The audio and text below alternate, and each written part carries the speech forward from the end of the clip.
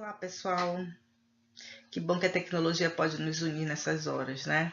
Estamos distantes, mas ao mesmo tempo perto e eu podendo proporcionar alguns minutos de conversa sobre algumas teorias, né? Algumas questões da nossa linguística textual.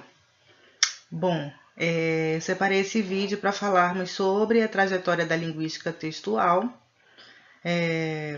para vocês terem aí um arcabouço, uma base, né, teórica sobre a nossa vertente, que é a linguística textual, e podermos assim dar prosseguimento aos nossos estudos na área. Bom, vamos seguir inicialmente falando sobre o objeto de estudo da linguística textual. Bom, o próprio nome já mostra essa representação do texto, né, como principal tópico de estudo, como um objeto que, a partir de 1960, na Alemanha, começou a ser foco de investigações, né, mais específicas.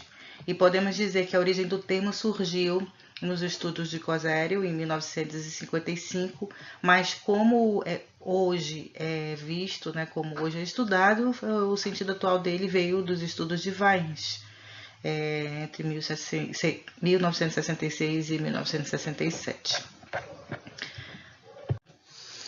Quero mostrar para vocês a base desses slides. São esses dois livros.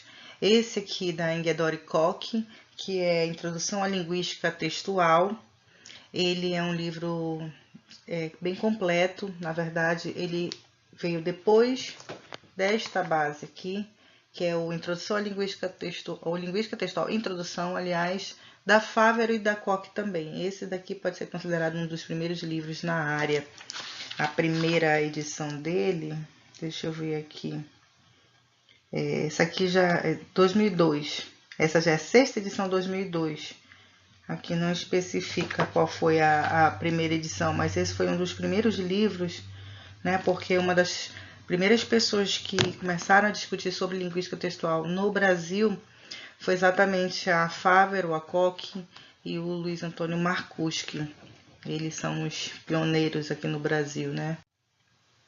Aqui, ó, encontrei a primeira edição, foi de 1983, então percebam, não faz muito tempo que essa discussão chegou ao Brasil. Então, se eu estou aqui com essa edição de 2002, que é a sexta, né? Então, percebam que temos aí quase 20 anos da primeira edição e temos aí ainda hoje uma discussão que é básica, mas que poucos detêm conhecimento a respeito, né? Poucos sabem que há uma teoria especificamente voltada para questões textuais, não só para a produção de texto, mas principalmente para recepção, já que para eu produzir, eu preciso saber como é que o outro, né, fazer um jogo de imagem para saber como é que o outro vai receber esse texto. Então, é importante que a gente tenha essa ideia. Vamos pensar em algumas concepções de texto segundo várias vertentes, para nós podermos aí então entender como é que a linguística textual entende a questão do texto. Então, texto como frase complexa ou signo linguístico mais alto na hierarquia do sistema linguístico, concepção de base gramatical. Texto como signo complexo, concepção de base semiótica. Texto como expansão tematicamente centrada de macroestruturas, é a concepção de base semântica. Texto como ato de fala complexo, pragmática. Texto como discurso congelado, como produto acabado de uma ação discursiva. Aí nós temos a concepção de base discursiva. Texto como meio específico de realização da comunicação verbal. Aí temos a concepção de base comunicativa. Texto como processo que mobiliza operações e processos cognitivos. A concepção de base cognitivista. E o texto como lugar de interação entre atores sociais e de construção interacional de sentidos. é a concepção de base sociocognitiva interacional. Observem que essa última concepção é a concepção que nós vamos nos pautar a partir de agora. O texto como interação entre atores sociais, de construção interacional de sentido, ou seja, nós temos interactantes, temos atores sociais, pessoas que agem, que constroem e são construídos no processo textual. Então, essa para a gente é a principal concepção. Nós podemos destacar, de acordo com essas obras, 3 momentos da linguística textual.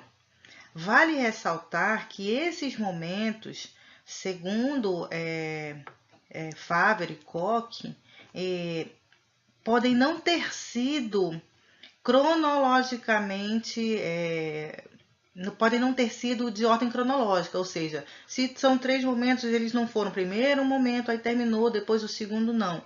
Esses momentos, eles podem ter acontecido simultaneamente, já que se tratava de teóricos diferentes, né, de objetivos diferentes, sob o mesmo objeto de estudo. Então, eles não têm assim, uma fase altamente delimitada, de forma que acaba uma e começa a outra. São apenas visões diferentes sobre o mesmo objeto. Então, esse primeiro momento é o das análises transfrásticas. O que significa dizer, né, análise transfrástica? Nós temos aí, meados da década de 60, até mais ou menos meados da década de 70, uma preocupação voltada para esses estudos interfrásticos ou estudos entre as frases, entre sentenças. Alguns fenômenos foram apontados, né, como principais, que foram esses fenômenos da correferência, da pronominalização, da ordem das palavras, da seleção de artigos definido e indefinido, da relação tema-tópico ou rema-comentário, concordância dos tempos verbais, ligação entre enunciados sem conectores explícitos, entre outros. É importante dizer também que a linguística textual ela surgiu de algumas questões duvidosas, né? Questões que a própria gramática da frase não conseguia explicar. Então, como é que eu consigo explicar alguns fenômenos textuais, algumas organizações textuais, já que eu tenho algo, né, que eu chamo de gramática da frase e alguns fenômenos não se conseguem explicar. Como é que eu vou dar conta disso? Então, alguns teóricos observaram essa lacuna e, com base nisso, eles iniciaram seus estudos. Esses fenômenos foram alguns, né, dos que primeiramente surgiram, que deram foram um grande boom do início da linguística textual. E nós tivemos 3 vertentes teóricas aí envolvidas, que eram a vertente estruturalista, alguns gerativistas e alguns funcionalistas, que olharam para o texto de forma diferenciada e aí começaram os seus estudos. No primeiro momento, nós temos alguns conceitos de texto sob alguns olhares, né? Então, frase complexa e signo linguístico primário, segundo Hartmann, cadeia de pronominalizações ininterruptas, segundo Harvey, e sequência coerente de enunciados, segundo Eisenberg.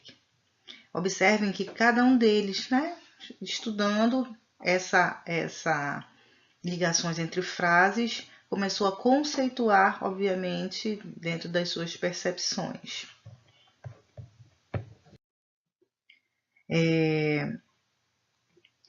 O que mais apareceu nesse momento foram as relações referenciais, ou seja, o fenômeno da correferência. Esses fenômenos eles foram tidos nesse primeiro momento como o principal estudo. Observemos pelo prisma de Harvey, que era um estruturalista, já que ele estudou pronomes e entendeu como uma sequência de enunciados, né? Ele observava como é que esses pronomes se interligavam entre 2 sentenças. E aí ele destacou, né, uma definição de texto como uma sucessão de unidades linguísticas constituída mediante uma concatenação pronominal ininterrupta, o que significava que todo o texto ele era interligado por essas sequências pronominais. Tá? Então, para ele, né, ele tinha esses dois nomezinhos, essas duas nomenclaturas para a expressão que era substituída e para a expressão que substituía, no caso o pronome que substituía. Então, ele dizia que toda e qualquer expressão linguística era o substituens e era retomado por outra expressão linguística que era o substituendo. Então, essa outra expressão linguística seria aí o pronome. Halliday e Hassan, em 76, ele também estudou essa correferência, só que aí ele também utilizou uma outra nomenclatura, pressuponente e pressuposto. Observem que nós estamos falando aí de processos anafóricos e catafóricos. Então, o que nós vemos hoje, né, não é nada mais, nada menos que esse fenômeno da correferência, estudado por Harvey, que era estruturalista, e alguns anos depois, 12 anos depois, estudado por... 12 anos depois, nada, menos, foi 8 anos depois, estudado por Halliday e Hassan. A correferência não é nada mais, nada menos que dizer que uma frase é interligada a outra, né, por uma outra expressão. Se nós formos pensar na nossa primeira aula, que foi a questão da continuidade textual, esse fenômeno da retomada, né, esse recurso da retomada, ele é essa relação referencial.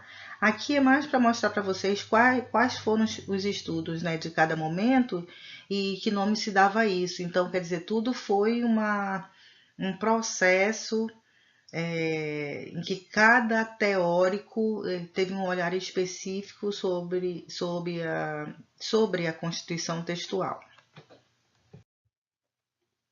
Aqui nós temos 3 exemplos, né, de Eisenberg e de Vater, né, 68 e 79, que mostram os estudos exatamente desses dois teóricos. Eles estudavam essa relação interfrástica, mostrando ou tentando evidenciar as anáforas associativas. Aqui nós não temos um pronome, nós não temos um conector, né? Nós temos uma anáfora que ela é feita por associação a essa expressão na sentença anterior. Observem esse primeiro exemplo. Ontem houve um casamento. A noiva usava um vestido branco. O que nós podemos ter como elemento que faz essa conexão, né, entre as frases? Aqui da segunda para a primeira, nós temos casamento e na segunda frase nós temos duas palavras, duas expressões, dois referentes que toda vez que a gente fala de casamento, a gente vai com certeza ter uma grande probabilidade de evidenciar que é noiva, e obviamente se fala em noiva, se fala em vestido branco, né? Então temos aí um campo semântico. Aqui nós denominamos a anáfora associativa, porque não há um pronome, não há nada em termos de conexão, a não ser uma anáfora que é feita por associação ao elemento anterior. No segundo exemplo, Pedro me molhou todo, a água me escorria pelo corpo abaixo. Então, nós temos aqui também elementos associativos. Se eu fui molhada por Pedro, fui molhada, né, com algo. Então, esse algo seria exatamente a água, né? Essa água seria aqui, nesse momento, a anáfora associativa da frase anterior. E no exemplo 3, nós temos: era um belo povoado, a igreja ficava numa colina. Então, se nós estamos falando de um povoado, geralmente o povoado tem uma igreja. Então, aí nós temos a anáfora associativa. É importante ressaltar nesse momento que exemplos como esse, a gramática da frase ela não consegue explicar, né? Não tem nada que explique essa relação, já que é feita na gramática da frase por pronomes, né? Que substituem o nome, por artigos, né? Nós temos elementos gramaticais numerais que fazem essa referência e são mais fáceis de ser explicados sistematicamente. Aqui eu preciso ter conhecimento de mundo para poder fazer essa relação, né? Que a gente chama de fenômenos correferenciais do tipo associativo. Então eu tenho que conhecer desse todo para poder saber essas partes que se referem a ele. Outro exemplo nós temos aqui, que também foi explicado por estudos da linguística textual, que é retomada anafórica por porções maiores de texto. Então, nós tínhamos aqui, por exemplo, aqui como no exemplo 1, naquele dia ele recebeu um telegrama comunicando-lhe a volta da noiva que se achava no exterior. Isso renovou-lhe o ânimo. Eu tenho aqui um pronome demonstrativo, né, que não vai substituir apenas uma expressão, ele vai substituir toda uma ideia, toda uma porção anterior a isso. Então, isso também a gramática da frase não conseguia explicar esse fenômeno, então esses teóricos da linguística textual se atentaram para esse tipo de relação textual. Após a longa discussão que teve com a mulher, Jorge saiu de casa para espairecer. Ao voltar, encontrou-a caída no chão do banheiro, ao lado de um vidro de sedativos. Devia tê-lo adivinhado, não era a primeira vez que isto acontecia. Então, devia ter adivinhado o quê, né? Não era a primeira vez que isto acontecia. Isto o quê? Então, observem que eu tenho aí elementos, embora gramaticais, servindo como referência, fazendo relação com porções muito maiores de texto que não apenas um nome. O segundo momento da linguística textual é denominado momento das gramáticas do texto. Nesse momento, eu tenho que levar em consideração que, por exemplo, antes o texto será considerado como uma unidade linguística mais alta, superior à sentença. Essa daí foi uma consideração da primeira fase. Em seguida, os gerativistas, observando isso, eles pensaram na possibilidade de construir gramáticas de texto. O intuito era fazer algo semelhante à gramática da frase que pudesse explicar esses fenômenos textuais. As principais tarefas dessa gramática do texto seria verificar o que faz do texto um texto, então que fatores, que princípios de constituição teriam esse texto e que fatores eram responsáveis pela coerência textual, dentre outros. Outra tarefa seria levantar critérios para a delimitação de texto. Nós temos no estudo textual uma característica que é a completude textual. Então, que critérios seriam esses para delimitar esse texto, colocá-lo com início, meio e fim delimitados? E uma última tarefa que seria diferenciar as espécies de texto. Então, eu tenho aí um produto que precisaria ser gerado sob essas tarefas, e teria que concorrer, digamos assim, com a questão da gramática da frase.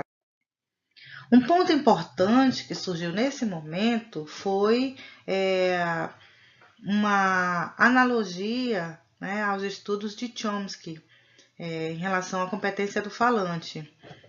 Que todo falante tem a capacidade de distinguir textos coerentes de um aglomerado incoerente de enunciados. Então, todo falante seria capaz de reconhecer um texto, parafrasear, resumir, perceber se ele está completo ou incompleto, atribuir um título, produzir um texto a partir de um título. Esses daí são alguns pontos básicos que todos nós somos capazes de fazer. Uma criança, desde muito pequena, ela é capaz de perceber se aquele texto ele é gramatical ou agramatical, pela simples forma como ele é constituído, já que ela internalizou desde muito pequena uma ordem canônica de tudo que ela ouve, né? Então ela foi constituindo uma ordem estrutural da sua língua. Então, mostrar para ela algo numa outra língua é imediatamente percebido por ela como algo estranho. Da mesma forma, dizer uma frase também de trás para frente, assim, completamente bagunçada, ela também é capaz de perceber que ali tem algo errado. É importante destacar nesse momento que abandonava-se o método ascendente, que era da frase para o texto, e partia-se para o método descendente, que era do texto para as unidades menores. Porém, é importante destacar que não se podia perder a função textual desses elementos individuais, observando que um texto ele não é apenas um aglomerado de frases, né? Que todo ele é uma sequência significativa. Todas as suas partes elas têm uma importância naquele todo, né? Mesmo se abandonando essa questão da parte para o todo, a gente tem que perceber isso. Ele não é apenas um aglomerado, não é apenas uma frase sendo colocada após a outra, mas esse todo ele tem relação com essas partes menores que têm funções menores nessa cadeia. Aqui algumas perspectivas, né, teóricas, né? Por exemplo, o Weinreich, que era estruturalista, ele define o texto como uma sequência linear de lexemas e morfemas que se condicionam reciprocamente e que reciprocamente constituem o contexto. Então, ele, nesse momento das gramáticas textuais, ele interpretava o texto dessa forma e também buscou criar esse compêndio. Petofi, que era gerativista, ele criou a teoria Tess-West, que seria a estrutura do texto, estrutura do mundo, relacionando texto e contexto. E Van Dijk, que era gerativista também, ele também quis trabalhar dentro das gramáticas textuais, afirmando que há uma macroestrutura profunda que determina a coerência. E essa macroestrutura, né, essa base coerente, base de sentido, ela é organizada por uma microestrutura, que seriam esses elementos menores. Esses são alguns exemplos de gramáticas textuais, né, de bases de gramáticas textuais de 3 teóricos dessa fase. E nós tivemos também uma perspectiva semântica, né, com alguns teóricos, como Van Dijk, o Dressler, observem que a gente já está na década de 70, Brinker, Hieser e Williger, né, já no final da década de 70, que tratavam ainda da coerência sintática semântica, que ela não se diferenciava ainda da coesão completamente. Aí nós tínhamos ainda uma dúvida em definir exatamente, né, em distinguir exatamente a coerência da coesão. E Charolles, que nós vimos as meta-regras, ele se encaixa exatamente nesse momento. Observem até, se a gente for refletir um pouco, que para a gente, por exemplo, diferenciar naquele momento de continuidade para progressão, né, para articulação, ali tudo se imbrica muito, né? Então a coesão e a coerência elas estão muito ligadas. Não há como eu dizer que coerência eu analiso desta forma separadamente, que coesão eu analiso de outro jeito. Elas estão o tempo inteiro se interligando, praticamente uma depende da outra. O terceiro momento é o momento das teorias do texto, que os teóricos se voltavam para duas grandes viradas, né, que é chamado, que é a virada pragmática e a virada cognitiva. Aqui nós temos acho que a grande importância, né, da linguística textual se deu exatamente nesse momento, né, que foi como nós conseguimos chegar.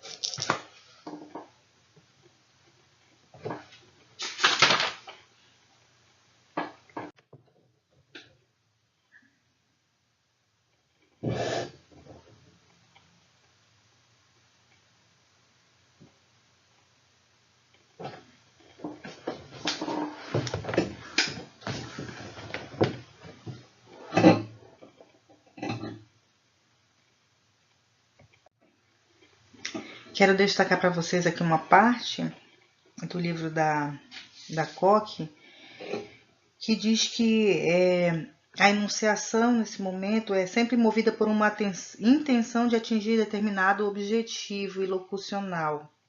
Para que esse objetivo seja alcançado, faz-se necessário assegurar que o enunciatário assegurará ao enunciatário as condições necessárias para que reconheça a intenção e realize o objetivo visado. Então, eu como enunciador, eu tenho um objetivo e o meu enunciatário ele precisa reconhecer os sinais nessa minha construção textual. Da parte do enunciatário, é preciso que ele compreenda esse objetivo do enunciador, o que depende de uma formulação adequada da enunciação, para que se decida aceitar ou não colaborar na realização do seu objetivo e mostrar a reação desejada.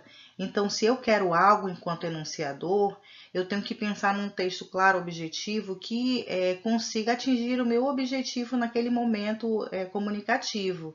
Para isso, eu tenho que elaborar um texto de forma clara para o meu enunciatário. Ele é o meu principal foco. Ele possui uma importância maior nesse processo comunicativo. Por quê? É ele que vai decidir se ele vai entrar nesse jogo comunicativo ou não. Se aquilo ali for interessante para ele, ele vai se relacionar comigo e vai entrar nesse jogo. Senão, ele não aceita e fica por isso mesmo. Eu não atinjo o meu objetivo, que era exatamente chegar no meu enunciatário. Eu vou citar também outra passagem de Heinemann e Viviger, de 1991, na introdução à linguística do texto. Eles dizem, aqui eles colocam alguns pressupostos gerais que regem essa perspectiva. Então, vou só citar rapidamente, que são 5 pressupostos. Usar uma língua. Usar uma língua significa realizar ações. Então, em tudo que eu falo, eu estou realizando ações sobre o outro, sobre o mundo, né? Eu estou me constituindo o texto e realizando um processo muito mais amplo que apenas passar uma informação. Segundo pressuposto é que a ação verbal é sempre orientada por parceiros da comunicação, portanto, é também ação social determinada por regras sociais, né? Eu tenho parceiros nesse jogo comunicativo, então eu tenho que pensar nisso. Tem toda uma etiqueta social envolvida aí nessa fundamentação, nessa organização textual. Terceiro, a ação verbal realiza-se na forma de produção e recepção de textos. Os textos, então, são resultantes de ações verbais, complexos de ações verbais, estruturas ilocucionais, que estão intimamente ligadas com a estrutura proposicional dos enunciados. Então, toda ação verbal eu tenho que pensar que existe uma produção e existe uma recepção, por isso esses dois parceiros estarem interligados e sempre o enunciador ter que sinalizar seu objetivo para o seu parceiro comunicativo. No quarto, a ação verbal consciente e finalisticamente orientada origina-se de um plano estratégia. Então, significa que eu tenho escolhas lexicais, eu tenho escolhas por recursos que devem orientar esse meu dizer para justamente eu conseguir atingir meu objetivo. E, por outro lado, esse meu enunciatário, ele tem que também conhecer esses recursos. Porque, por exemplo, pensa, se eu estou utilizando palavras muito difíceis com recursos gramaticais extremamente complexos, né? Ou seja, estou utilizando uma linguagem culta, pode ser que eu não atinja o meu enunciatário por não ter pensado na sua formação linguística, textual, etc. Né? Eu tenho que saber quem é ele e assim utilizar recursos que ele também compreenda. E por último, os textos deixam de ser examinados como estruturas acabadas, como produtos, mas passam a ser considerados no processo de sua constituição, verbalização e tratamento pelos parceiros da comunicação. né? Então eu tenho todo um processo, eu não tenho algo aqui, eu leio esse livro aqui, isso aqui está acabado, já porque tem início, meio e fim. Não. Isso é todo um processo de construção entre a autora e eu enquanto leitor. Porque significa que eu tenho, assim como ela tem os conhecimentos prévios, os conhecimentos enciclopédios que constituíram a obra, eu também tenho que ter conhecimentos linguísticos, textuais e conhecimentos enciclopédicos também para poder compartilhar esse conhecimento com ela. Então, isso é todo um processo textual, é um processo comunicativo. Já na década de 80, eu tenho a virada cognitivista, né, que a gente chama, das teorias de base cognitiva, que trabalham já os processos mentais. É uma nova orientação que surge a partir da tomada de consciência de que todo fazer, toda ação é necessariamente acompanhado de processos de ordem cognitiva, de que quem age precisa dispor de modelos mentais de operações e tipos de operações. Isso significa dizer, então, que todos os textos eles são resultado de processos mentais. Toda pessoa possui saberes acumulados, né? E esses saberes acumulados não são saberes apenas de conhecimentos científicos, mas são saberes que são acumulados nas suas experiências do dia a dia. E, obviamente, quando eles se deparam com a mesma experiência, com a mesma ação, eles criam expectativas de acordo com aqueles saberes acumulados, de acordo com aquelas ações que já vivenciaram. Vamos lembrar que nós estamos aqui no terceiro momento, que é o momento das teorias do texto. Então, os teóricos, nesse momento, eles não estavam mais pensando nas relações entre frases, eles não estavam mais pensando em criar, elaborar gramáticas textuais, mas sim de evidenciar, né, seus estudos, criando teorias que pudessem explicar todos esses acontecimentos que giravam em torno do texto, né? Então, a linguística textual, nesse momento, estava preocupada em evidenciar esses procedimentos que pudessem descrever essas atividades textuais, descrever esses processos textuais, né, que eram ora cognitivos, ora pragmáticos. A grande questão era falar sobre isso, era ver como é que esse texto se constituía com base na competência do falante, com base nas relações entre contextos, né, com base em toda essa atividade que era vista como sociocognitiva e interacional. Foi nesse momento, inclusive, que se deu a grande questão dos estudos sobre os, como se diz, os sistemas de conhecimento, né? Dos tipos de conhecimento que nós hoje falamos tanto, do conhecimento de mundo enciclopédico, conhecimento textual e etc. Foi nesse momento que começou-se a perceber como é que se davam esses processos mentais, como é que esses conhecimentos eram guardados no cérebro, como é que isso daí se processava na hora de uma leitura de um texto, na hora da recepção de um texto ou na hora da produção de um texto. Destaquei aqui essa citação da virada pragmática que diz que a enunciação é sempre movida por uma intenção de atingir determinado objetivo locucional. Para que este seja alcançado, faz-se necessário assegurar ao enunciatário as condições necessárias para que reconheça a intenção e realize o objetivo visado. Para tanto, o enunciador realiza atividades linguístico-cognitivas com o intuito de garantir a compreensão e estimular, facilitar ou causar aceitação. Nós falamos isso há pouco, inclusive. Da parte do enunciatário, é preciso que ele compreenda o objetivo fundamental do enunciador, o que depende da formulação adequada da enunciação para que se decida a aceitar ou não colaborar na realização do seu objetivo e mostrar a reação desejada. Então, vocês podem ver aí a citação na página 17, né, com o texto que vocês já possuem em mãos, e aí entender de fato como é que isso se dá da virada pragmática, que essa eu destaquei como principal citação aqui para a gente entender. Outro ponto é que a compreensão de um texto obedece a regras de interpretação pragmática, de modo que a coerência não se estabelece sem se levar em conta a interação, bem como as crenças, os desejos, as preferências, as normas e os valores dos interlocutores. Então, essa relação não é dada aleatoriamente, né? Essa coerência, ela depende toda desse processo interacional. Nada é feito só no produtor, nada é feito só no interlocutor, né? Tudo isso aí tem a ver com aquilo que eu quero enquanto enunciador, o que o outro espera, né? Qual a expectativa do outro enquanto enunciatário e tudo que já foi vivenciado. Então é um grande complexo aí que se une para que haja esse entendimento, para que esse jogo de fato funcione. Da virada cognitivista, eu destaquei a seguinte citação: os parceiros da comunicação possuem saberes acumulados quanto aos diversos tipos de atividades da vida social, têm conhecimentos representados na memória que necessitam ser ativados para que a sua atividade seja coroada de sucesso.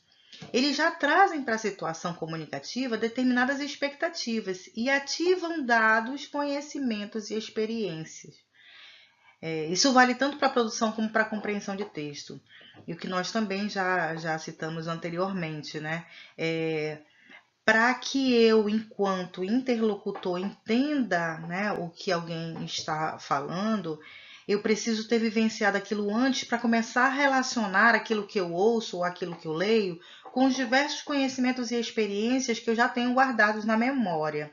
Da mesma forma, enquanto produtor de texto, eu preciso também buscar esses conhecimentos, conhecer esse meu interlocutor, para gerar um texto coeso, coerente, objetivo e que, de fato, os recursos que eu utilize atinja a minha meta, o meu objetivo, que é de comunicar, que é de interagir de determinada forma acerca de determinado assunto, conteúdo. Ou seja, eu vou colocar ali também, naquela produção de texto, tudo que é experiência minha, tudo que é conhecimento vivido, né? Todas essas experiências vividas, eu vou trazer para a situação. Então, se eu quero esse jogo enquanto produtor e se o outro aceita enquanto interlocutor, aí sim nós vamos trocar essas experiências. Por isso que se fala em conhecimento compartilhado.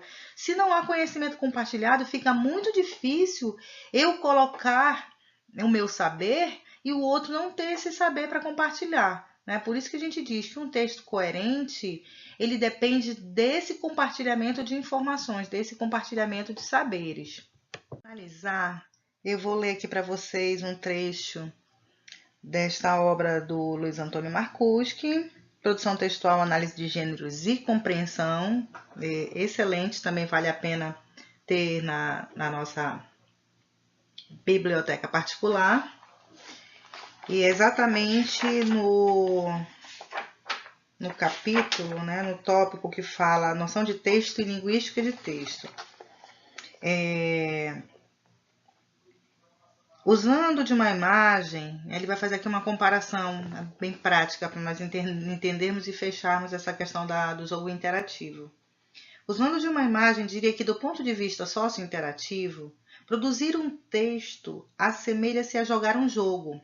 Antes de um jogo, temos um conjunto de regras, que podem ser elásticas, como no futebol, ou rígidas, como no xadrez. Um espaço de manobra, a quadra, o campo, o tabuleiro, a mesa, e uma série de atores, são jogadores, cada qual com seus papéis e funções, que podem ser bastante variáveis se for um futebol, um basquete, um xadrez, etc.